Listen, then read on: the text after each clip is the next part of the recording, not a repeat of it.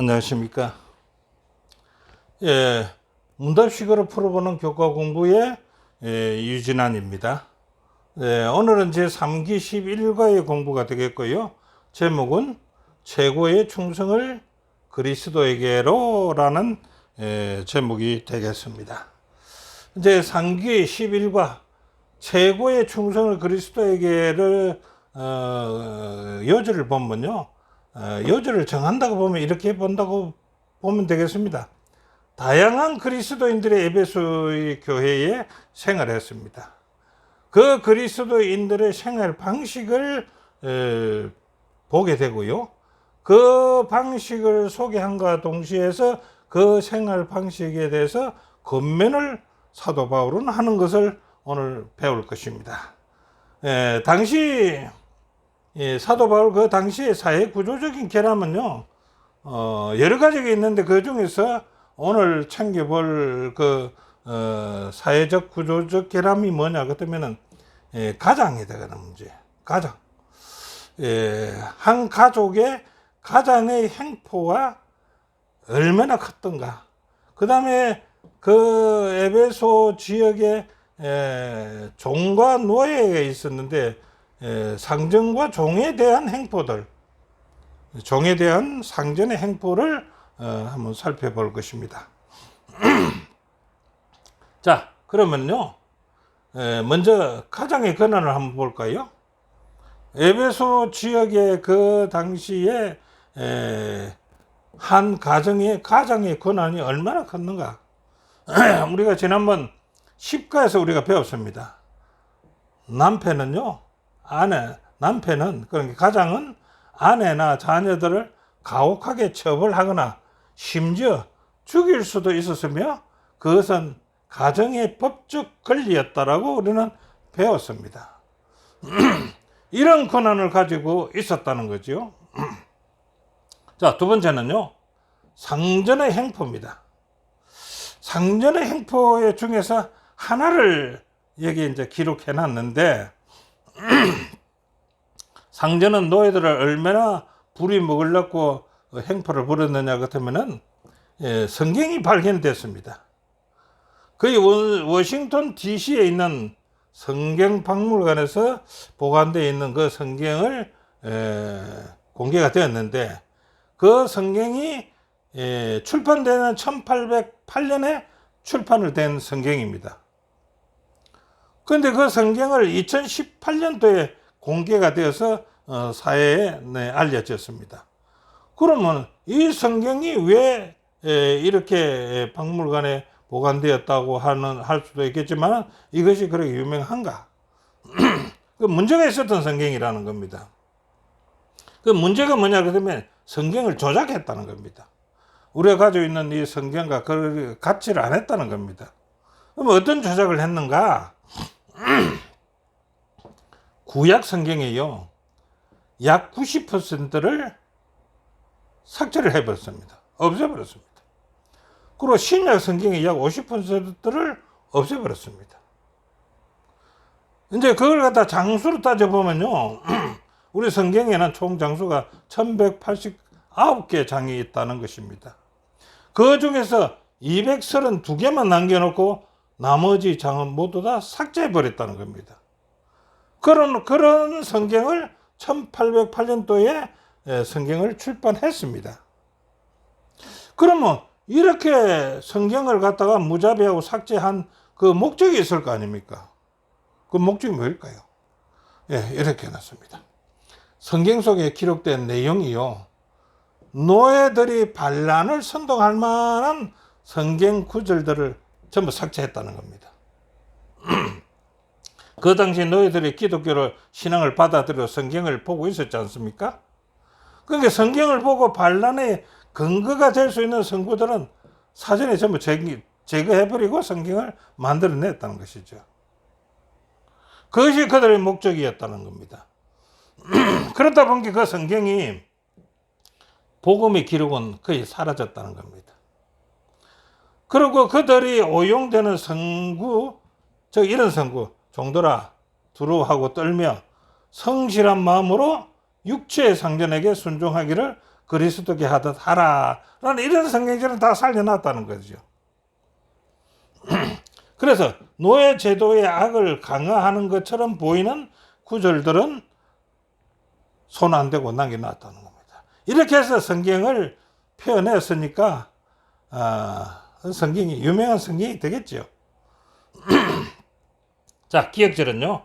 상전들아 너희도 그들 종에게 이와 같이 하고 위협을 거치라.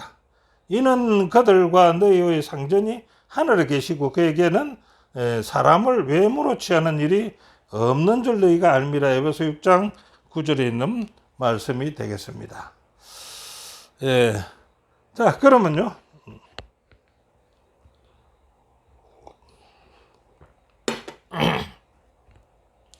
첫째 날은요. 자녀들을 위한 권면입니다. 바울 그 당시에 가정에요. 가정에 관한 사회 구조적 결함들에서 자녀들을 위한 권면을 주어집니다. 이 사회적 구조는 어떤 구조냐 같으면 가정의 권한입니다. 가정의 권한. 이 가정의 권한을 앞에서도 살펴봤지만요. 남편은 가장이지요. 가장. 아내나 자녀들을 가혹하게 처벌하거나 심지어 죽일 수도 있었으며 그것은 가장의 법적 권리였다라고 우리가 십가에서 배웠습니다. 자, 이런 가운데에 사도 바울은 자녀들에게 권면을 줍니다. 뭐라고 권면을 주느냐? 에베소 6장 1절 3절을 보면은요. 자녀들아 너희 부모를 주 안에서 순종하라. 이것이 옳은 것이다. 내 아버지와 어머니를 공경하라. 이것이 약속 있는 첫 계명이니 이는 네가 잘되고 땅에서 장수하리라. 아버지의 권한에 도전할 수는 없는 거 아닙니까? 그런데 여기서 한 가지 문제가 되는 것이 너희 부모를 주 안에서 공경하라는 것입니다. 자, 어떤 말인지 밑에서 보겠고요. 자녀의 한계를 우리가 한번 따져보자 이거죠. 자녀의 한계는 자녀는 헬라어로 테크논이라고 하는데요. 그 단어는 다양한 연령대를 말한다는 것입니다. 그래서 이것을 보면 그리스인들은요, 이 방식을 어떻게 선정했냐 같으면은, 자녀가 60세 때까지 아버지에 대한 자녀의 행동을 다 해야 된다. 이렇게 되어 있는가 봐요. 그런데 로마인의 방식에는요, 아버지가 죽을 때까지 자녀는 자녀로서 아버지의 권위 아래서 있어야 된다. 이런 이제 방식이 있었다는 겁니다. 자, 이런 방식이 있었다고 하고, 이제 자녀들에게 주는 교훈을 한번 살펴볼까요? 주 안에서 순종하라. 나이가 몇 살이든 간에 주 안에서 순종하라. 주 안에서 부모에게 순종하라는 말은요, 바울의 명령은요, 무조건적인 것이 아니라는 것입니다. 그럼 뭐냐, 이게? 부모의 명령이 그리스도의 명령과 일치하지 않을 경우에는 좀 고통스럽더라 할지라도 하나님을 순종하고 그 결과는 하나님께 맡겨야 한다라고 재림 신도의 과정 293페이지에 기록을 해놨습니다. 그래서 하나님 명령과 부모의 명령이 그리스도의 명령과 일치하지 않을 경우에는 어떻게 하라고요? 하나님 명령을 따르라. 이렇게 말한다는 겁니다. 그 다음에 두 번째는요, 약속 있는 첫 계명이라지요. 부모를 주 안에서 순종하는 것이 약속 있는 첫 계명이다. 약속 있는 첫 계명은 우리는 잘 아시죠? 출애굽기 20장 12절에 우리 시킴이라고 불리는 그곳에 보면 내 부모를 공경하라는 말씀이 있지 않습니까? 그래 하면은 너의 하나님 나 여호와가 내게 준 땅에서 내 생명이 길리라. 그래 이것을 이 첫 계명을 볼 것 같으면은 약속 있는 첫 계명에 보면 부모에 공경하게 되면 두 가지 축복을 받는다는 거죠. 두 가지 축복의 그 첫째가 뭡니까? 내게 준 땅이라는. 내게 준 땅에서 어떻게 한다고요? 하나님께서 이스라엘에게 주리라고 아브라함 때부터 약속하신 언약의 땅, 어느 땅입니까? 가나안을 가리킨다라고 이 얘기하는데 오늘날에 있어서는 가나안이 어디입니까? 하늘나라가 되겠지요. 자, 그 다음에 장수하고 생명이 길리라는 거 아닙니까? 생명이 길리라는 말은 요 내게 준 땅에 들어가게 되면 그거는 언약의 땅인데 그 언약의 땅에서는 그 당시는 가나안 땅이 되겠지만 에베소에서는 지금은 우리는 하늘나라가 되지 않겠습니까? 그래서 오래 살 것을 내 부모를 공개하게 되면은 정말해서 구원을 받을 것이다라는 그런 뜻의 말씀이 되지 않겠습니까? 부모 공개의 목적은 뭡니까? 다섯 번째 계명은 부모를 공개하는 것이 인간이 번성하기 위한 하나님의 계획이라고 증거한다는 겁니다. 비록 불완전한 부모라 할지라도 그들을 공개하는 것은 건강과 안녕을 정진하는 데 도움이 된다라고 151페이지 교과서에 기록이 되어 있습니다. 자, 저자는 교훈에서 이렇게 말합니다. 부모를 공개하는 것은 인류가 번성하게 하기 위한 하나님의 계획이었다는 것입니다. 부모를 공개하는 하나님의 계획이 인류를 번성하기 위한 계획. 이것이 그리스도의 명령과 상충되지 않는다면은 부모 공개는 그리스도인의 의무가 된다라고 말씀하고 있습니다.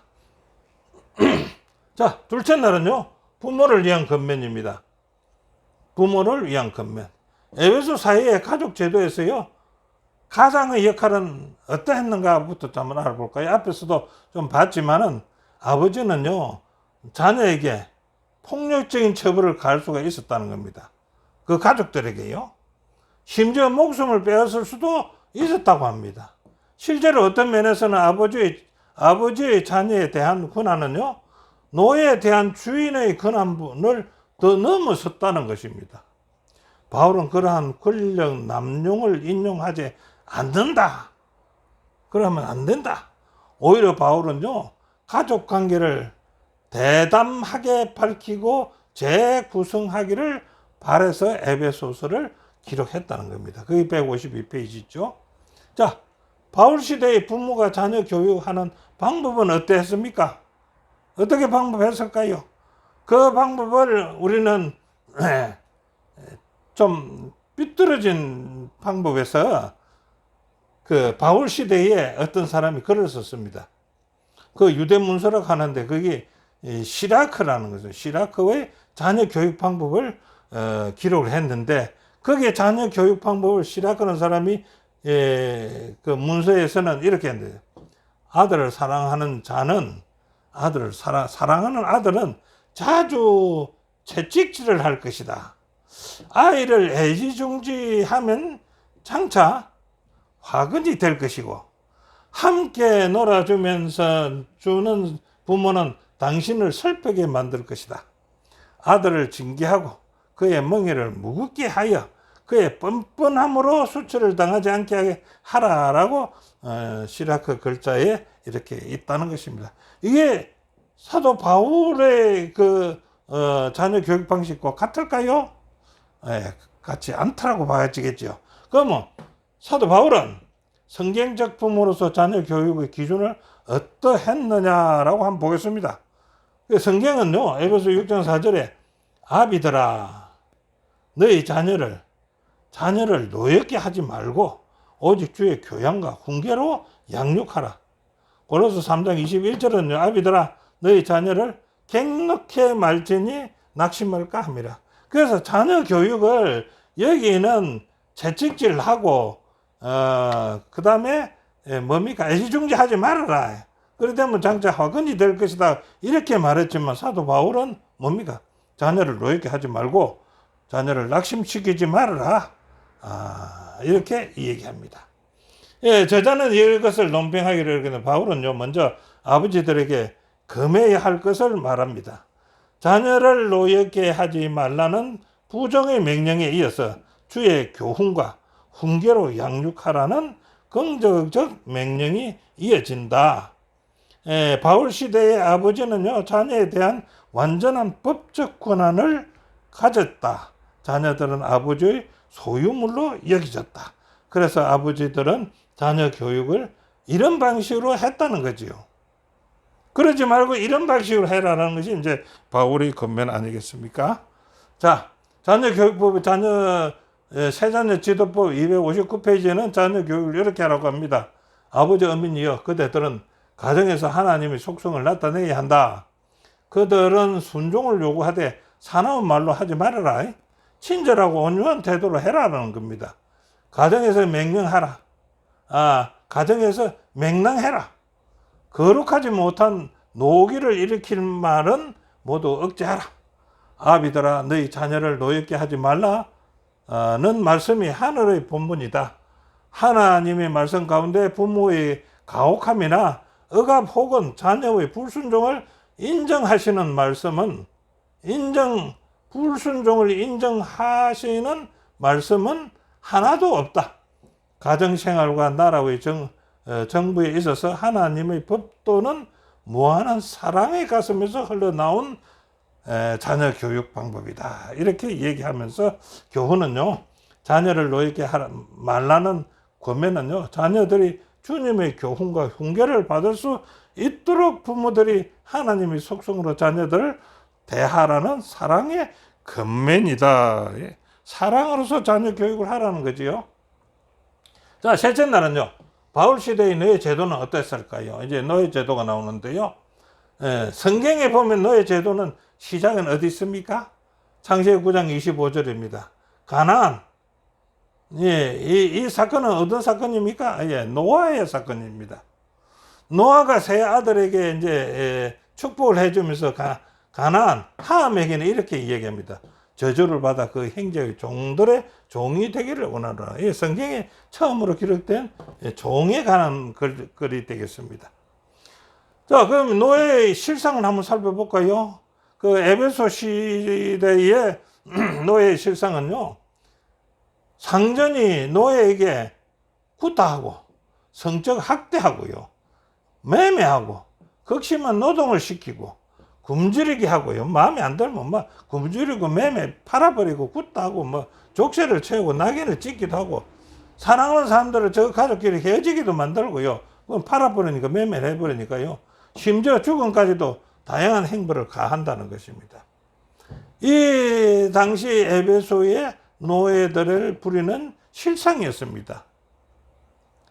자, 이전에 노예였던 그 퍼브릴루스 사이러스라는 이렇게 말했습니다. 이 사람은 그 전에 노예를 이제 노예였지요. 그래 이제 어떻게 됐는지 그거는 모르지만 이분이 말하기를 노예로 전락하기보다는 차라리 죽는 것이 더 아름답다. 노예는 그만큼 죽는 것보다도 더 힘들다는 말씀이 되겠지요. 그렇게 얘기합니다. 노예는 그만큼 인격이 없었다는 거지요. 자, 에베소의 가정교회에서의 상정과 종의 관계를 한번 볼까요? 에베소에서는 사도 바울이 복음을 전해가지고 가정교회가 생겼는데, 거기에는 상전하고 종하고 같이 가정교회에 앉아서 같이 예배 드렸지 않습니까? 이때를 얘기하는 겁니다. 그리스도인 노예와 그리스도인 종과 그리스도인 주인이 한 예배소의 가정교회의 예배에 함께 앉아 있는 모습을 상상하면 한다면은, 그리스도인 노예의 주인들은요, 주인에 대한 바울의 권면을 듣는 것은 놀라운 일이 아니겠습니까? 종하고 상전하고 이 사도 바울이 쓴 교훈을 함께 읽고 있다면 어떤 생각이 들까요? 이 당시에는 가정교회에서 사도 바울이 편지를 보내면서 이것을 읽으라고 했지 않습니까? 교회에서.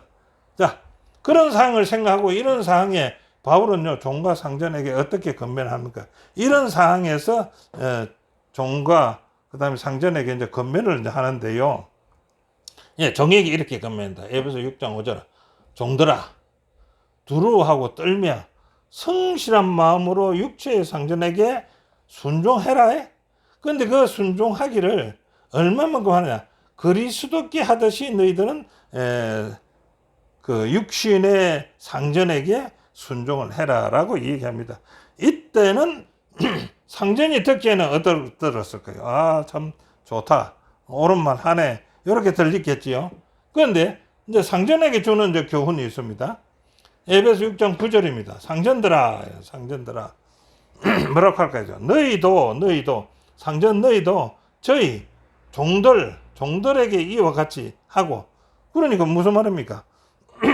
상전 보고 너희들도 종과 같이 해라. 이 말 아닙니까? 그리고 그 종들에게 공갈치지 말아라. 이는 저희와 너희의 상전이 또 하나 있는데 그 상전이 어디 있다고요? 하늘에 있다. 하늘에 계신다. 그에게는 외모로 사람을 취하는 일이 없는 하늘의 상전이 계신다. 그러니까 종들이 너한테 하는 같이 너도 종들같이 해라. 이 말 아닙니까? 이 말을 들었을 때 이 상전들은 마음이 어땠을까요? 왜 바울은 종과 상전에게 이런 권면을, 그러니까 앞에서 본 4번의 그 권면을 한 이유는 무엇일까요? 자, 그 이유를 갖다가 사도 바울은 말하지 않는데 거기에 대한 하나의 예를 갖다 붙였습니다. 그거는 뭐냐 그러면 스콧 맥나이트라는 사람이 있었는데, 이 사람이 지금 우리가 좀 아시는 분은 알겠지만, 성경을 읽어서 보신 분은 알겠지만은 빌레몬서가 있지요. 그 빌레몬서 보면 빌레몬이라는 사람이 있고요. 이 빌레몬은 주인입니다. 주인이고 이 집의 종이 오네시모라는 사람이 있습니다. 여기에 보낸 편지라는 겁니다. 여기 보낸 편지. 그 빌레몬에게 편지를 보냈습니다. 어떻게 보냈을까요? 그의 비전은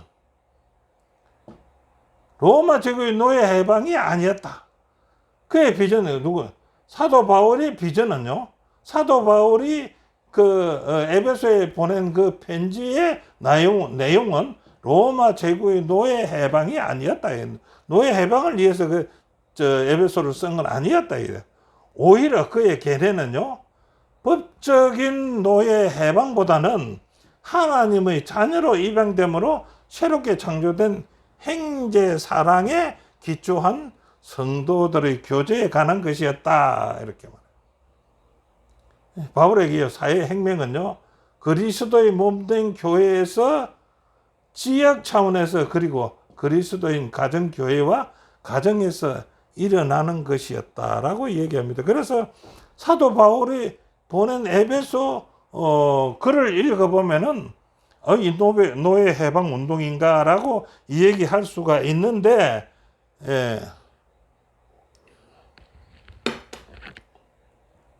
그것을 잘 살펴보니까 이 스콧 맥나이트라는 사람이 살펴보니까 그건 아니더라. 로마 제국의 노예 해방이 아니었더라. 뭘 하느냐? 그의 형제간의 법적인 노예가 하나님의 자녀로서 입양될 때 똑같이 입양되는 그런 것을 했고, 그 다음에 형제의 사랑을 더 기초한 것이지 해방을 하는 것은 아니다라고 누굽니까? 스콧 맥나이트가 말하고 있다는 겁니다. 자, 교훈은요, 교회 안에 공존하는 주인과 노예 사이의 현실에 대한 목회자 바울의 목회자를 보고요. 목회자 바울의 권면은요, 신자 개인의 변화를 넘어서고 사회 전체에 영향을 미치는 결과를 낳았다. 그리스도인 주인이나 그리스도인 종들은 그렇지 않은 사람하고는 달랐을 테니까 그것이 사회 전체에 영향을 미친 것이었다라고 말씀하지요. 자, 그 다음에 넷째 날은요, 그리스도인의 종입니다. 자, 우리 셋째 날 공부에서요, 종들에게 내린 바울이 지침은 무엇을 요구하고 하는 것일까라고 한번 본다면 이렇게 합니다. 에베소 6장 5절요, 종들은요, 육체의 상전에게 순종하기를 그리스도께 하듯 하라고 말합니다. 육체의 상전에게 어떻게 하라고요? 그리스도에게 순종하듯이 하라. 그 다음에 6장 6절로 7절은요, 종들은요, 눈가름 충성하지 말아라. 그리스도께 눈가름 충성합니까? 아니죠. 그래서 눈가름 충성하지 말고 그리스도의 종들처럼 섬기기를 주께 하듯이 하고 사람들에게 하지 말아라 라고 얘기합니다. 자, 에베소 6장 8절은 종이나 자유자나, 이 자유자는 이제 주인이고 종은 종이죠. 자, 다 그리스도의 보상의 대상에서는 동일합니다. 종이나 주인이나 자유자나, 예, 동일하다는 것입니다. 그래서 종이나 자유인이나 상전을 막론하고 그리스도께 충성을 요구한다는 겁니다. 예, 예, 보상을 받을 때 동등하니까. 그 다음에 두 번째는요, 바울은요, 주인과 노예의 관계에 대한 변화를 기독교적 관점으로 제시를 하는데, 기독교적 관점에서 주인과 노예의 관계를 어떻게 정립을 할까요? 그 첫 번째가요, 종의 주인은요, 육체의 상전이고, 종의 주인은 육체의 상전이죠. 참 주인은 하늘에 주님이 계심을 사도 바울은 가르치고 있습니다. 그 에베소 6장 5절이죠. 그 다음 두 번째는 종들은요, 상정제 순종하기를 그리스도께 하듯 봉사하라고 합니다. 세 번째는요, 바울은 그리스도인 종들은 상전의 종으로서가 아니라 그리스도의 종으로서 진정한 봉사를 해야 한다는 주장은 무슨 주장이냐면, 즉 상전에서 그리스도를 대처함을 말한다. 상전하고 그리스도를, 상전 대신에 그리스도를 주였는다 이겁니다. 그래서 종들 보고 그리스도께 하듯이 순종하라라고 말하는 것 아닙니까? 자, 네 번째는요, 종은요, 봉사를 수행할 때 마음으로 하나님의 뜻에 따라서 하나님을 향한 마음에서 우러난 봉사를 해야 한다라고 말하고 있습니다. 성경은요. 다섯 번째는요, 바울은요, 죽게 하듯 하고 사람들에게 하듯 하지 말아라 하는 말은 긍정적인 동기에서 우러난 봉사를 권한다 이지. 억지로 하지 말고 긍정적인 동기에서 죽게 하듯 하라는 이 말은요, 긍정적인 동기에서 우러난 봉사를 하라는 것입니다. 죽게 하듯. 예, 그리스도인 종은요, 진심 어린 봉사를 통해서 그리스도께서 재림하실 때 완전한 보상을 기대할 수 있다. 왜 종들에게 이렇게 이야기하는 얘기지?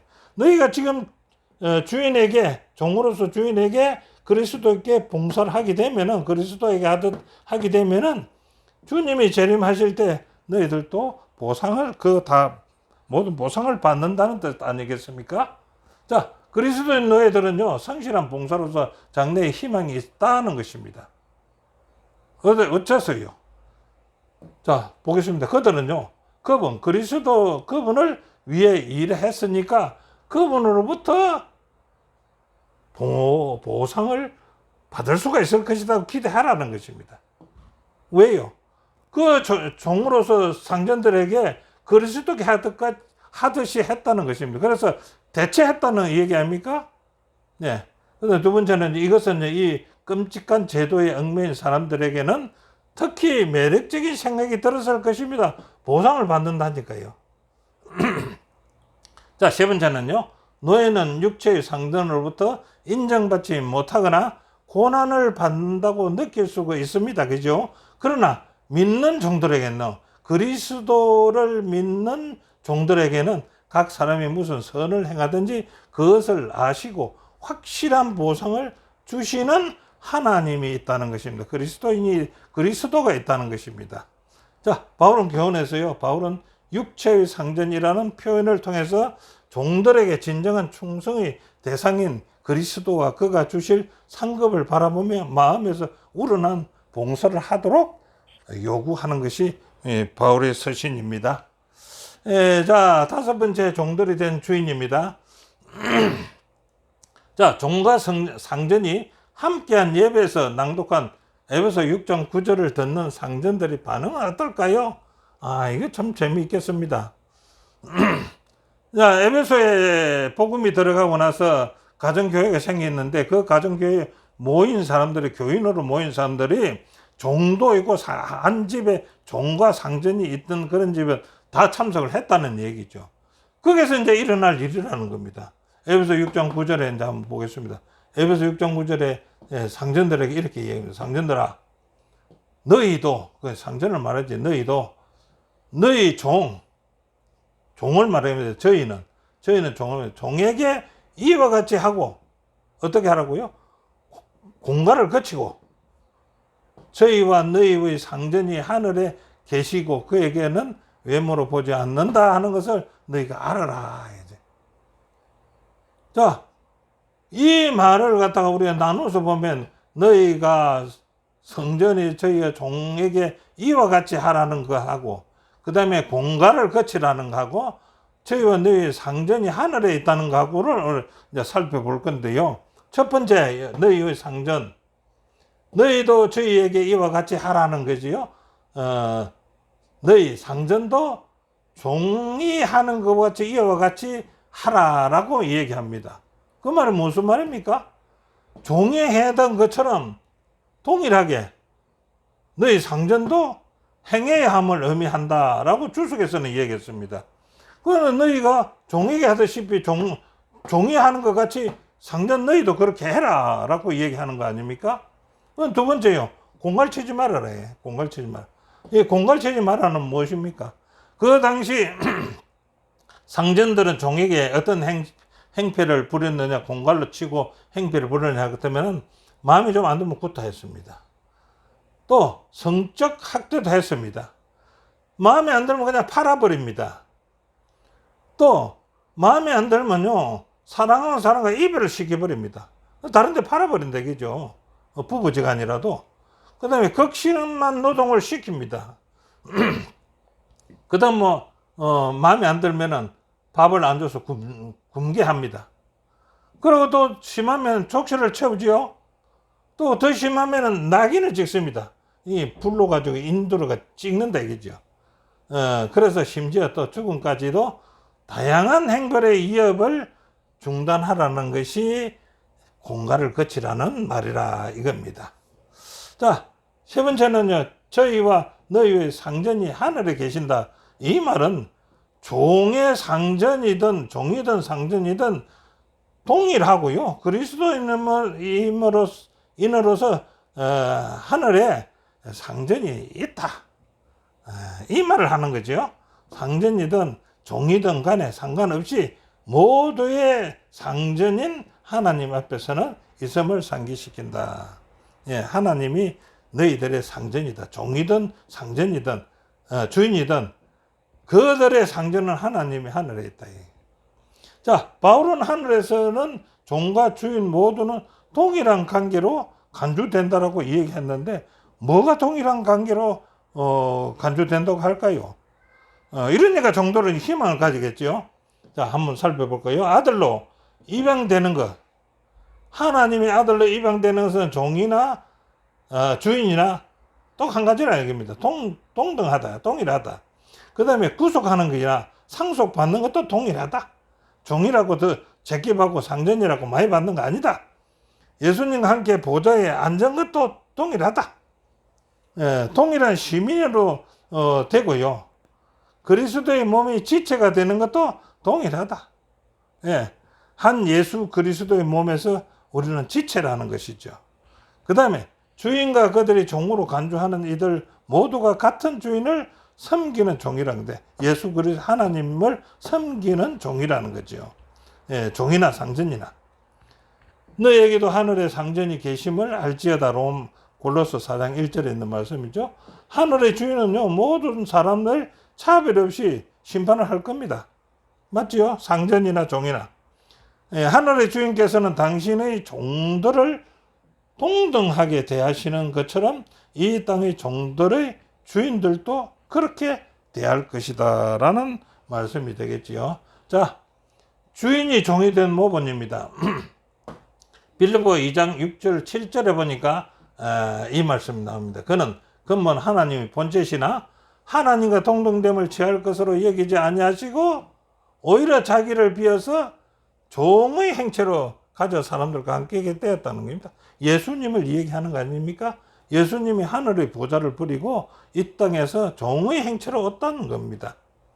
예, 교훈은요, 종과 주인이 동일한 심판대 앞에 선다는 사실은 차별이 없습니다.